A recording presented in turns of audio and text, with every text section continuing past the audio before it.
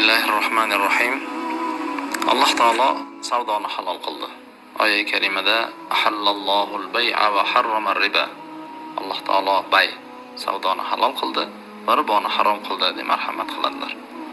Halol bo'lgan matoni savdosi ham halol bo'ladi. Savdo uslubida yolg'on va birovning haqqi aralashmasa, savdo halolligicha qoladi. Siz sitvoy marketing haqida so'rayapsiz. Siz o'zingiz sotgan narsangizdan tashqari boshqa bir insonning savdosidan ham foyda olish haqida. Bu borada ustozim Chuba hoji rahmatli shunday deganlar: sen o'zing olib kirgan odamdan foyda olsang bo'ladi. Biroq o'sha odam olib kirgan odamdan foyda olmaysan. Ya'ni uchinchi odam sizning tashabbusingiz va mehnatingiz emas deganlar.